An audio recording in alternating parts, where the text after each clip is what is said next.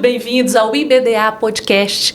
Hoje nós temos a alegria de receber o Dr. Gustavo Vidigal, que é diretor-geral do Tribunal de Contas do Estado de Minas Gerais. Dr. Gustavo, seja muito bem-vindo. Raquel, se me permite, muito obrigado pelo convite de falar um pouco aqui sobre o tribunal, sobre a nossa oficina no nosso congresso do IBDA, que para mim vai ser um enorme prazer e uma ansiedade. O papel do Instituto Brasileiro de Direito Administrativo é um papel relevante em todo mundo que trabalha, seja na execução das políticas públicas, seja no controle. Quantas vezes já teve a oportunidade de participar do congresso, assistindo, agora como palestrante de oficina? Conta um pouco da sua experiência. Bom, eu sou servidor do Tribunal de Contas há 17 anos. E logo em seguida, sempre foi meu sonho ser professor. Sempre foi meu sonho. Então, eu queria fazer um mestrado, queria fazer um doutorado. E o IBDA sempre foi para mim uma referência. Eu vendo a primeira palestra magna que eu assisti, que foi no IBDA, salvo engano, de Florianópolis, foi com o renomado, Celso Antônio Bandeira de Mello. E não esqueço a eloquência dele, a forma como ele falava, como ele tornava tudo mais claro para mim.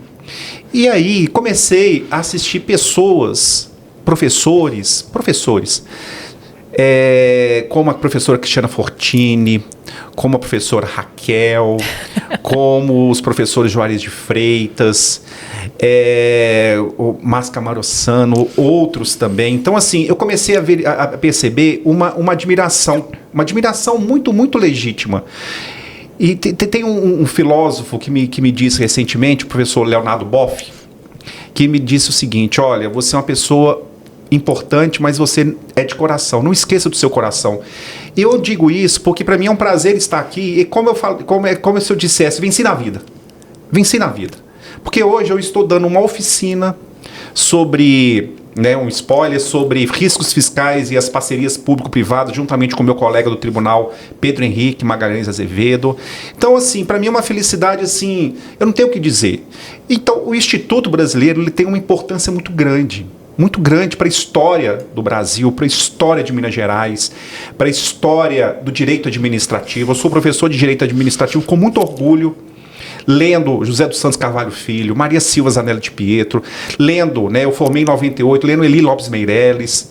Então, para mim, assim, eu não tenho o que dizer da importância que é estar neste evento, participar deste evento, sendo um personagem deste evento. Então, é de profunda emoção que eu agradeço a oportunidade que vocês estão me dando de participar. A honra, de fato, é do Instituto, a gente sabe disso. O seu histórico, tanto academicamente com a junção profissional, traz um potencial de resultados para o futuro e já produziu resultados extremamente positivos na realidade, não só do controle, mas da administração pública. Na sua obra, o planejamento do Estado e a função fiscalizatória dos tribunais de contas, o papel fiscalizatório do Tribunal de Contas, você chama atenção para o papel estratégico dos tribunais de contas na gestão pública. Como é que a gente concilia essa ação fiscalizatória com a independência dos órgãos em face de incentivo à boa governança, à inovação na administração pública? Bom, Raquel, o que acontece? A gente sempre, dentro de uma concepção clássica dos tribunais de contas, o controle era sempre exercido dentro daquela concepção de receita e de despesa, dentro de um aspecto, vamos dizer assim, estático, de análise do controle, receita, despesa. Com a própria Constituição e, claro, com a maturação do controle, com os novos instrumentos, eu sou professor também de auditoria governamental e formado em Direito, então, assim, em princípio parece um pouco antagônico, mas não, porque a gente trabalha com políticas públicas a todo momento. Nós começamos a perceber no próprio tribunal e na rede de tribunais de contas da importância que é a efetividade e a legitimidade das políticas públicas, por meio das auditorias operacionais, por meio das auditorias de desempenho.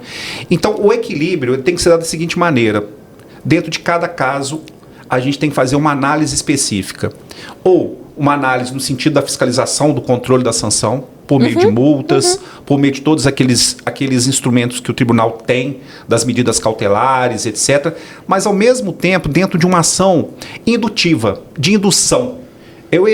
Para mim, é o grande papel do Tribunal de Contas, o papel indutivo das políticas públicas, no momento do planejamento, no momento da execução, no momento de estabelecer a metrificação das políticas públicas, de estabelecer indicadores. Então, o equilíbrio ele tem que se dar dentro de um contexto. O contexto, uma análise de licitação, num controle de uma parceria público-privada, num processo onde que há uma dilapidação do patrimônio público, então aí vem para um outro viés. Então, esse equilíbrio ele tem que se dar.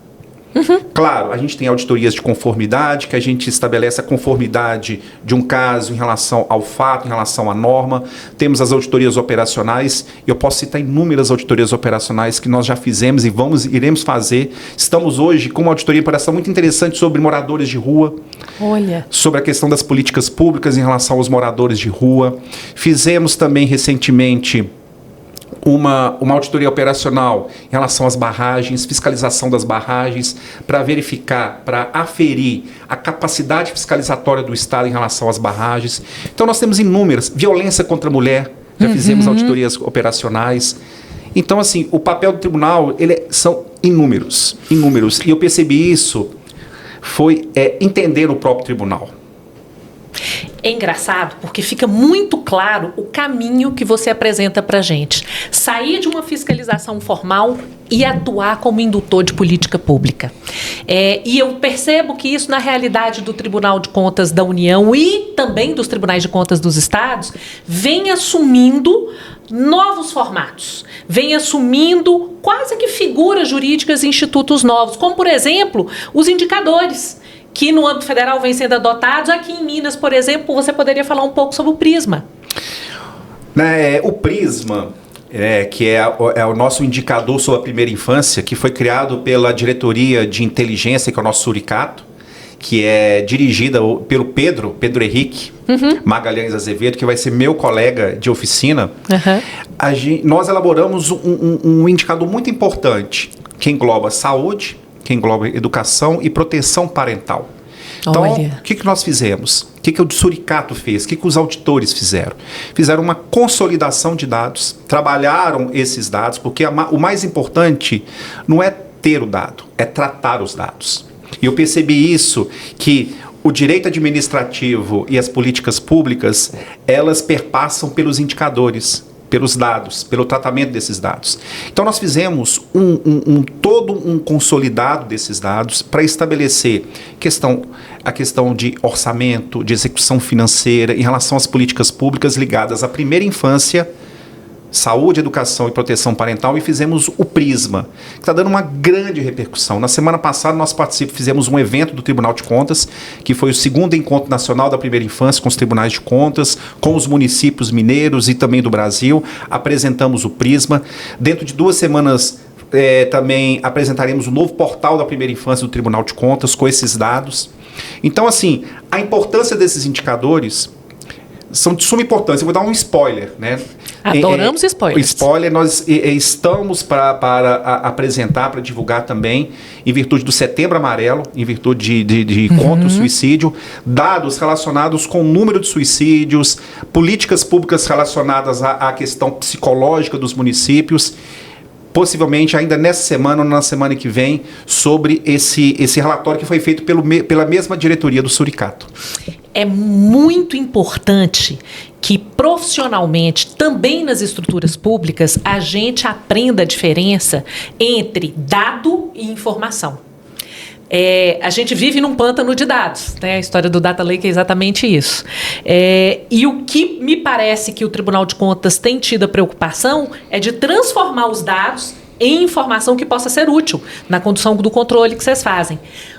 Qual é a dúvida que, por vezes, perpassa quem está do lado da gestão? Como é que a gente faz isso respeitando as competências, a competência da gestão e a competência do controle? Como é que a gente harmoniza isso, Gustavo? É o equilíbrio. É muito difícil, porque a gente tem, né, o famoso apagão das canetas, né, esse jargão, que é a impossibilidade que tem o gestor público de praticar condutas administrativas em virtude desse excesso de controle. Eu faço uma crítica muito contundente à enormidade que se tem do pedido de dados, de informações, porque a gente, como se diz, a gente tem que saber trabalhar os dados. Então a grande questão é tentar o gestor público municipal, o gestor público estadual, o próprio gestor público que trabalha na esfera federal também, trabalhar dentro desses indicadores, dentro desses dados, no sentido de tentar, da melhor maneira possível, implementar as boas políticas públicas. Eu sempre digo que o Brasil tem um dos piores indicadores do mundo em relação às políticas públicas. É um problema crônico no Brasil.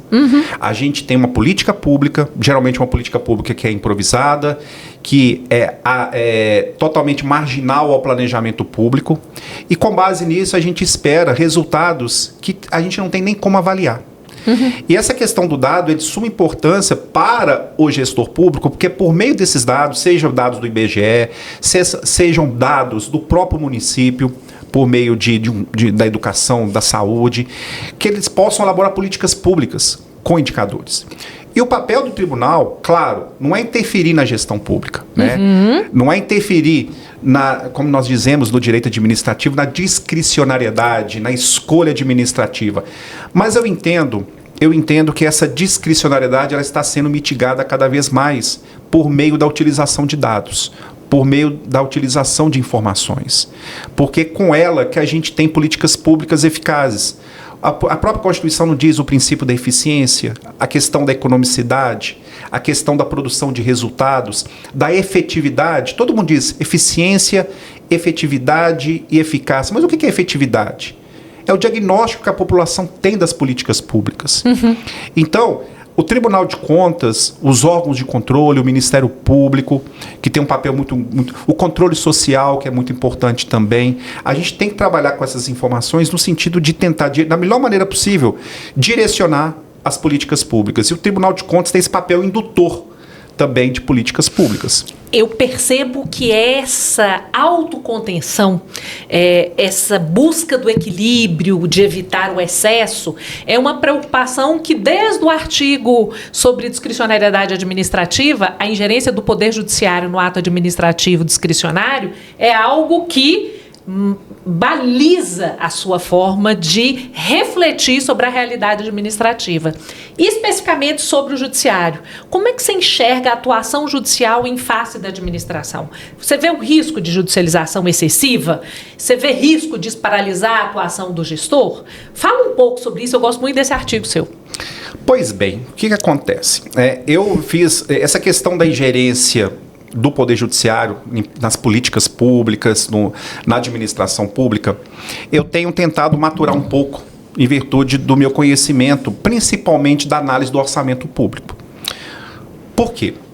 Se nós analisarmos, por exemplo, as decisões do Supremo Tribunal Federal de 10 anos, de 15 anos, o Supremo Tribunal Federal, ele tinha um entendimento, para mim, muito claro, de não ingerência no orçamento público. Porque o orçamento público nada mais é do que a exteriorização monetária das políticas públicas. Hoje, eu percebo de uma maneira Hoje eu percebi que o Supremo tem mudado a sua concepção. Se nós analisarmos a decisão do Supremo Tribunal Federal sobre a questão de contingenciamento orçamentário do IBGE, da determinação de construção de creches para crianças de 0 a 6 anos, de reforma de penitenciárias, o que eu percebo que o Poder Judiciário, com a alegação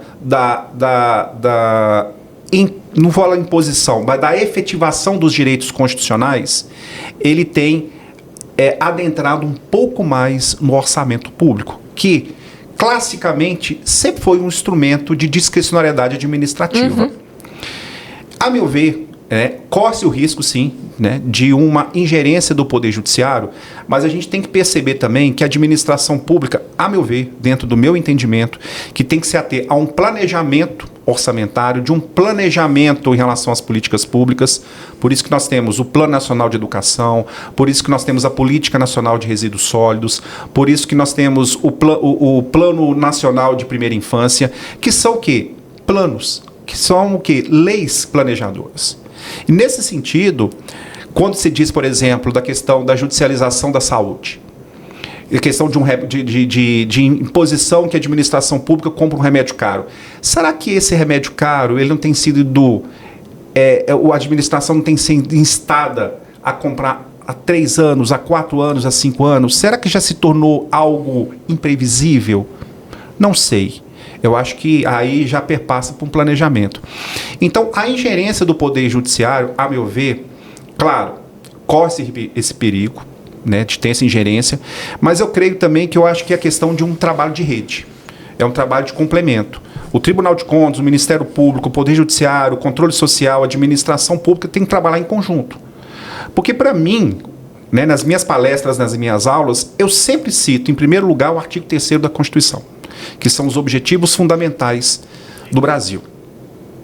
Que é o quê? Garantir o desenvolvimento nacional, reduzir a desigualdade social, erradicar a pobreza, a marginalização, promover o bem de todos, construir um Estado justo, livre, solidário. Para mim, é um mantra. É um mantra. Que geograficamente na Constituição está no artigo 3º. Então, se eu seguir o artigo 3º, basicamente, eu vou seguir a própria Constituição. Então, nesse sentido é que eu entendo que tem que se trabalhar dentro de uma política de rede. Essa atuação em rede, de certo modo, ensejaria com a própria interinstitucionalidade que se obtivesse um certo equilíbrio e, com isso, evitar excessos que pudessem levar a atuação judicial a comprometer a própria eficiência administrativa. E talvez a repercussão de alguns desses parâmetros no planejamento seja parte de um caminho que pode auxiliar nesse aperfeiçoamento, nessa evolução, nessa atuação convergente. Eu sei que na sua formação, tanto no mestrado quanto no doutorado, estudar planejamento foi uma opção muito clara. Fala um pouco para a gente do que a gente precisa compreender, dos instrumentos de planejamento e dá alguns exemplos de como isso vem repercutindo com essa interinstitucionalidade, como, por exemplo, Relação Nacional de Medicamentos, RENAME e outras searas. Bom, por que eu sempre trabalhei com planejamento, né? Há 10 anos. Primeiro, pela minha própria experiência, né? Eu sou auditor, fui diretor de fiscalização municipal, então eu fiz auditoria, eu realizei auditorias em diversos municípios, em inúmeros municípios, e a gente tem que trabalhar com dados. Então, assim, um dado alarmante, né? Minas Gerais é o estado que salvo engano, geograficamente, territorialmente falando, ele é maior que o país da França. Primeiro ponto. São 853 municípios. Comparativamente com o Brasil, que tem 5.570, tranquilamente, Minas Gerais tem 15% de municípios. Então, você tem uma diversidade muito grande. E mais, 80% dos municípios de Minas Gerais não tem uma autonomia financeira. Sobrevivem com o quê? Com fundo de participação, com repartição de renda, pires na mão, né? Assistência social, previdência. É muito comum um município de 5 mil habitantes, o dono da mercearia tem um livrinho lá para vender fiado, e aí no final do mês vem a aposentada recebendo a sua aposentadoria, pagar lá religiosamente. Então o que eu vejo é que você tem, claro, municípios grandes, né? Tem Belo Horizonte, Montes Claros, Governador Valadares, outras cidades também, que tem uma autonomia financeira, mas a gente tem que verificar que nós trabalhamos com uma realidade nacional de municípios que não têm uma autonomia.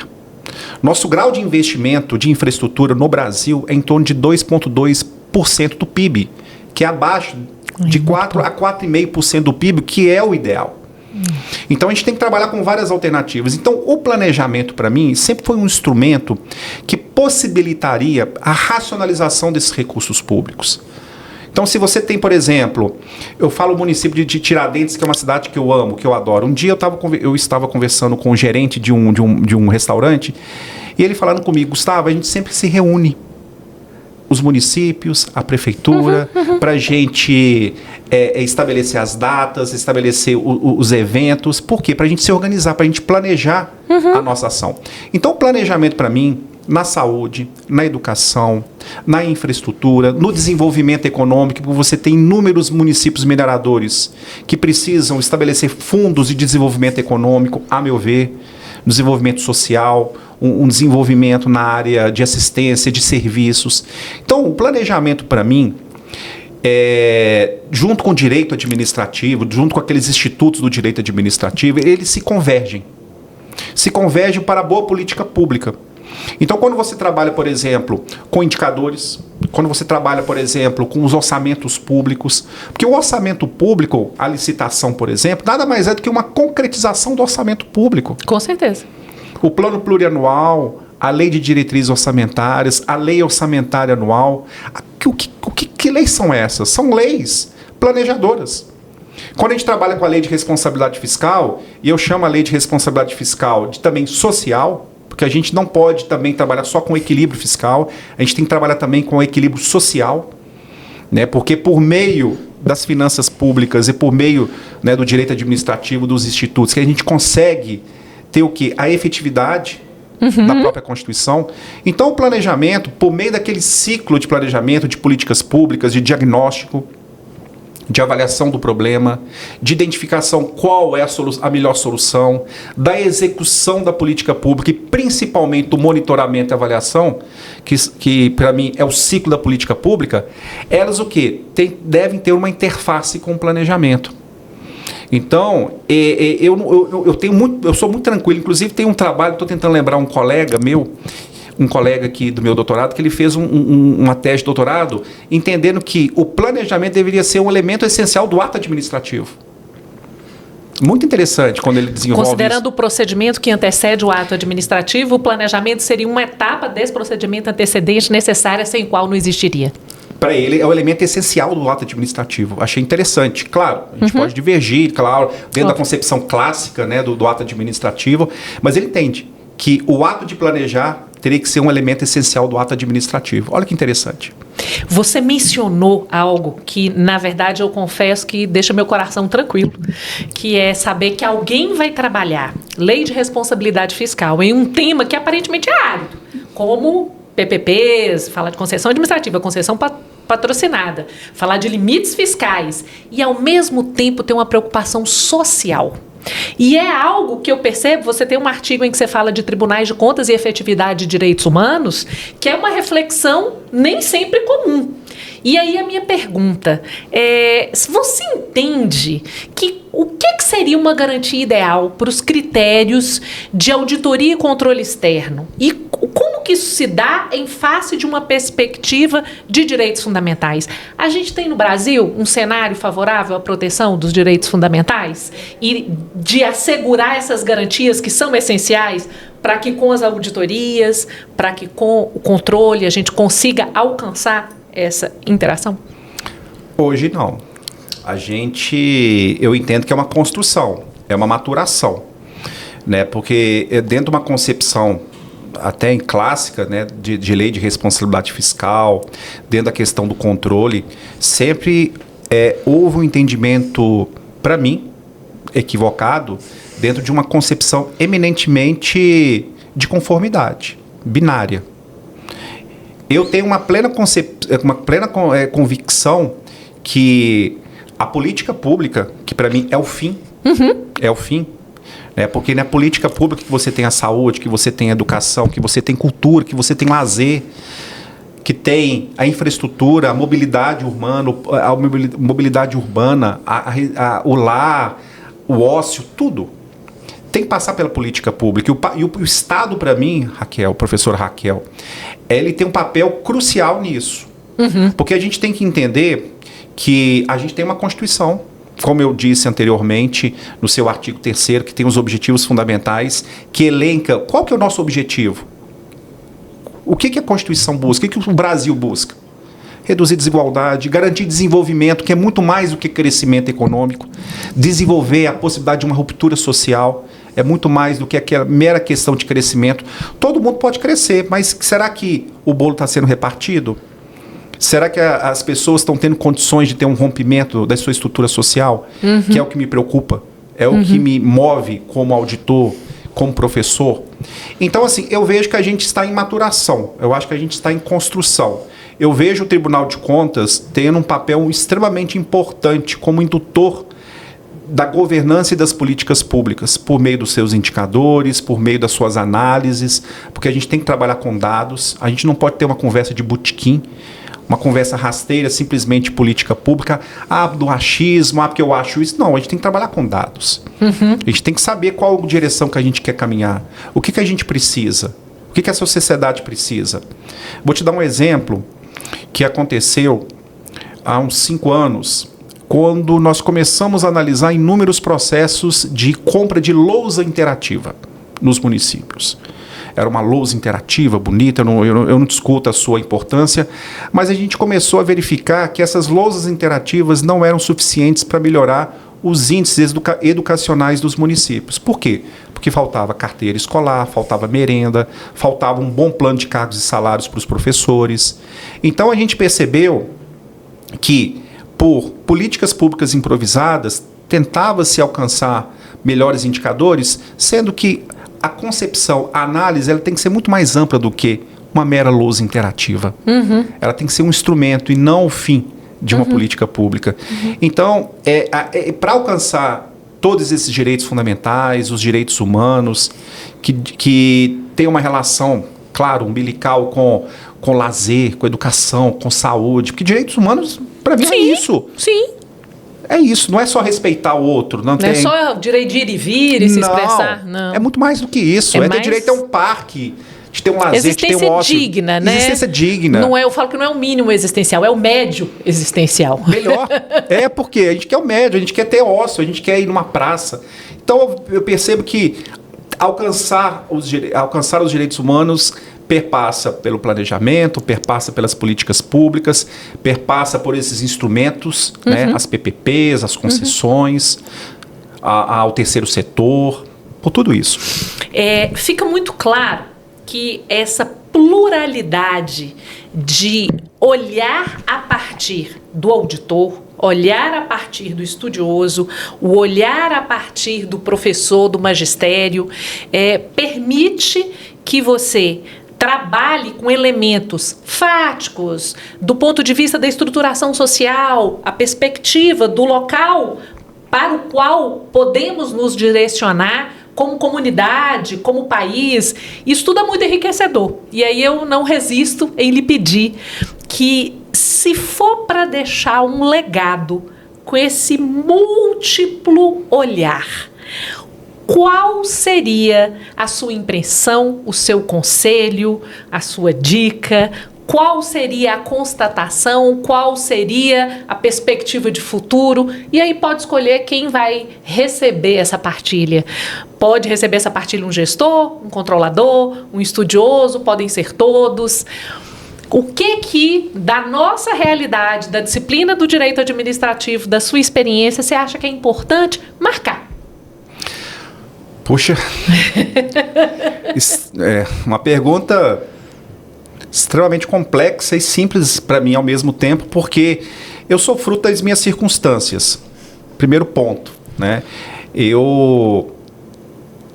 Quando eu passei no concurso para ser auditor, né, na lista de controle externo, eu trabalhei como procurador municipal de um município, sou advogado, com muito orgulho, e a gente chega com aquele sangue nos olhos, com aquela vontade, né, de mudar o mundo, mas a gente percebe, e eu percebi, que eu era um profissional imaturo em relação a tudo isso, né, às políticas públicas, ao planejamento, à questão da efetividade, da empatia, né, falando que o próprio professor Leonardo Boff disse de mim, assim, não esquecer do coração. Eu acho que a gente não pode esquecer do coração.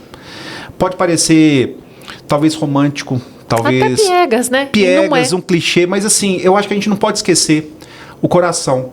Porque, por mais que a gente trabalhe com a questão profissional, sendo um professor, sendo um auditor, sendo um colega, sendo um amigo, um colega, não sei, um marido, né?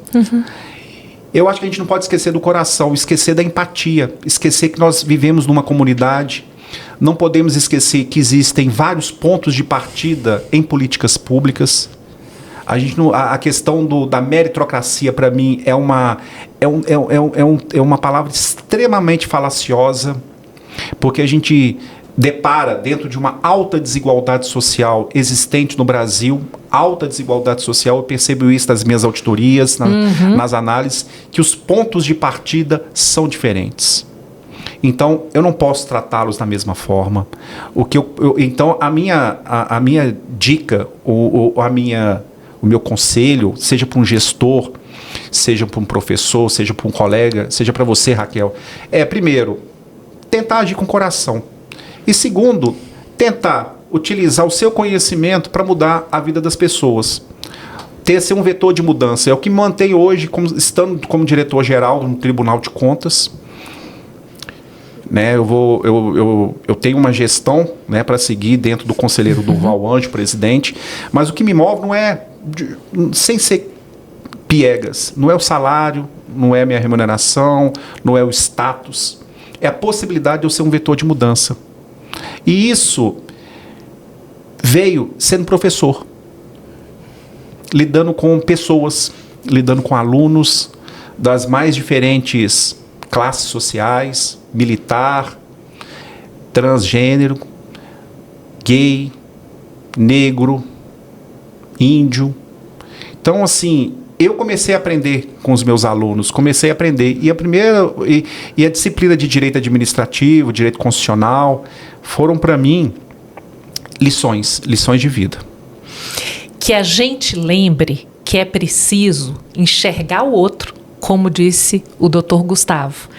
E que ao enxergar, que a gente use o que tem de melhor no coração da gente para trabalhar o conhecimento em favor da integração das pessoas num mundo que seja mais justo. Eu acho que depois dessa lição, nada mais é necessário. Dr. Gustavo Vidigal, muito obrigada pela presença, uma honra tê-lo aqui. Ô, professora Raquel, a honra é toda minha, como eu disse, né? Você desculpa a minha emoção, mas é realmente assim, é nesses momentos e que a gente que eu tenho certeza que eu estou indo pelo caminho certo. Muito obrigado. Que a gente sempre escolha o caminho que nos leve a uma sociedade melhor. Até o próximo episódio do IBDA Podcast. Estamos esperando vocês. Um grande abraço.